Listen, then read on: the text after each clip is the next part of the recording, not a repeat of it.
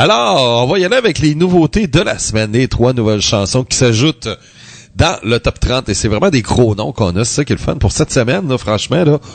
On s'est gâtés, oui, on s'est gâtés. Et on commence ça avec un vieux band qui date de 1976. Ouais. C'est pas jeune,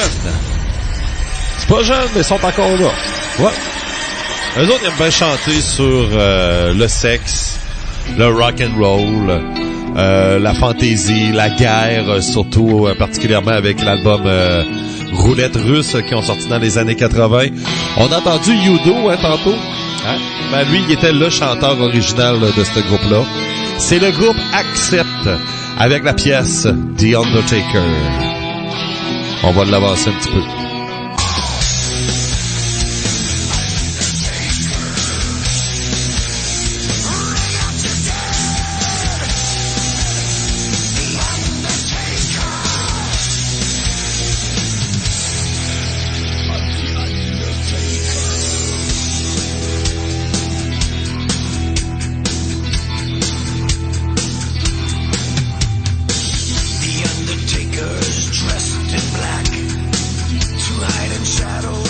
Yes, c'est la pièce The Undertaker. Je sais pas si c'est en hommage à The Undertaker dans la WWE, mais c'est ça, c'est un premier single qu'ils ont sorti de leur album, qui est sorti depuis le 29 janvier passé. Alors, c'est la pièce The Undertaker avec Accept. Oui, des bons vieux de la vieille. Puis ils font de la bonne musique encore, hein. Ils sont encore bons.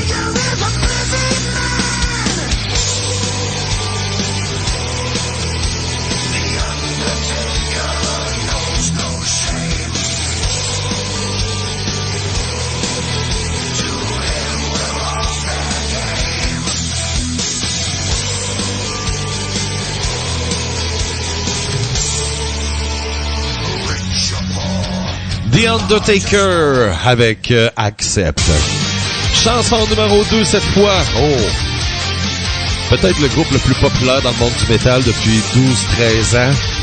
Oui, je pourrais prétendre ça. C'est les plus populaires. Pas juste sur Biz, mais ailleurs aussi.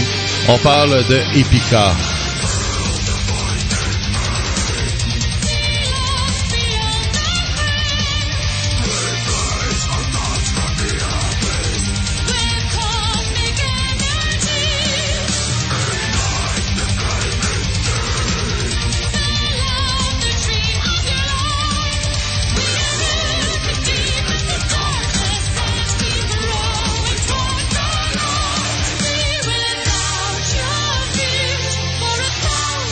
Bien entendu, Epica, c'est avec surtout le duo Mark Jensen, qui est pas le frère de Flo, même si Flo mesure 6 pieds, puis lui mesure 6 pieds 4.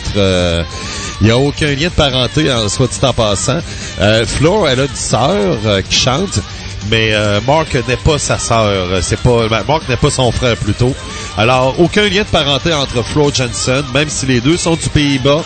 Même si les deux sont natifs de la même région même, mais ils ont aucun lien de parenté, c'est ça qui est le plus drôle de tout ça. Oui, ça aurait pu être, surtout que Mark Jensen était avec After Forever au tout début, puis que c'était Flo Jensen qui était chanteuse du groupe, mais c'est juste que c'était des gens de la même région, tout simplement. Tu sais, c'est comme... bon, peut-être pas Tremblay, mais parce que c'est très commun. Mettons des Bédards, tu sais. Mais il n'y a aucun lien de parenté. Bien entendu, c'est le groupe qui a sorti cette semaine leur nouvel album, Omega. Et puis, c'est ça, Abyss of Time, qui est leur premier single. Et c'est ça, il y a Rivers aussi qui va sortir... et là, on a sorti cette semaine un 3e single. Et c'est ça. Oui, pourquoi que c'est un groupe qui est... Oui, c'est un groupe qui est très populaire. Ils ont comme un peu pris la place de Nightwish dans le monde du métal. Parce que Nightwish, avec Tarja, c'était vraiment le groupe le plus populaire dans le monde du métal dans les années 2000. Et lorsque Tarja a quitté le groupe, elle s'est fait mettre dehors plutôt. Ben là, on est comme arrivé avec un autre groupe qui est devenu très populaire, qui a pris de la place, le charisme de Simone, et ça l'a ouvert beaucoup un public féminin aussi. Et oui, ça fait partie un peu des représentants aussi qui représentent bien le style de radio qui est Radio Biz. En même temps, c'est un groupe qui chante beaucoup sur la religion, sur la société, la politique, la philosophie, la spiritualité. Et c'est ça. C'est EPK, Abyss of Time.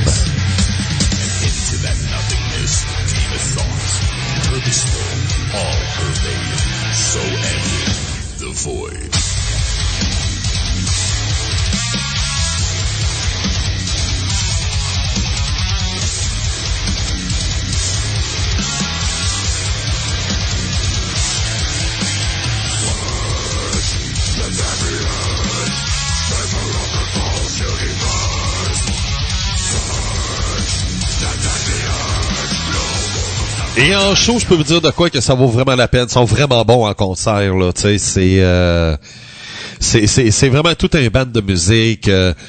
Quoi dire de plus de ce son? C'est ça, tout le monde aime Epica. C'est un des groupes les plus populaires, comme je vous dis. Et c'est le groupe qui colle un peu Helloween, hein, dans les numéros 1 dans l'histoire de la Radio Biz. Je crois que Helloween est en première position avec une dizaine de chansons, avec 10 chansons, je crois. Et Epica est deuxième avec 9. Ça se peut qu'ils vont même les dépasser là, au cours des prochains mois, d'après moi en tout cas. Et c'est ça. Donc, un groupe très populaire, bien entendu, Epica, et on se trompe vraiment pas avec l'excellent groupe des Pays-Bas, Epica. Troisième chanson de 3. Yes. Maintenant, on se rapproche un peu de nous, là. Ben, nous, de notre côté de la piscine. On s'en va aux États-Unis. Ouais. À Orlando, en Floride. Ouais. Trivium. Ouais. Et la pièce, elle se nomme Catastrophiste. On va écouter un petit peu le Trivium.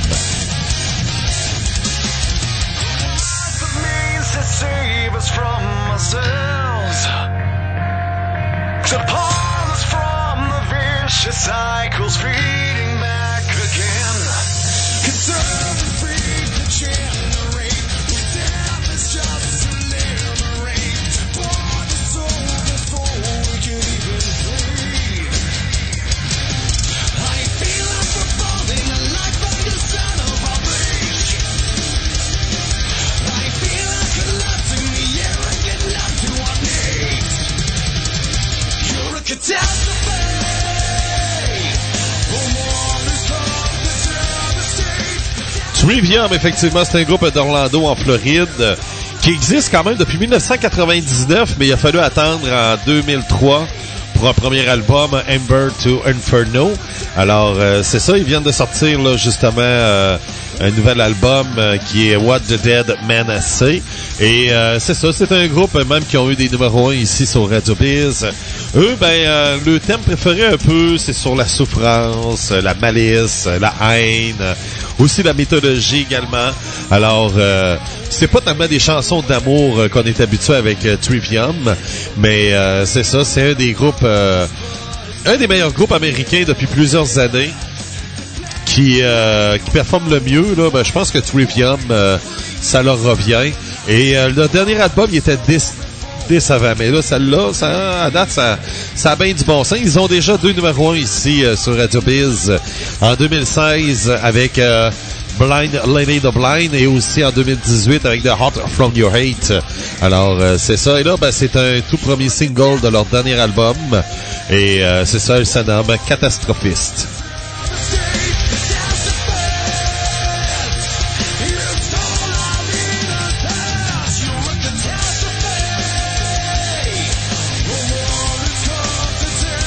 Yes, Trivium. Alors, nos 3 chansons pour cette semaine, The Undertaker avec Accept, Abyss of Time avec Epica et Catastrophiste avec Trivium. Donc, ça conclut un petit peu la petite chronique nouveauté cette semaine, dans la semaine du 28 février.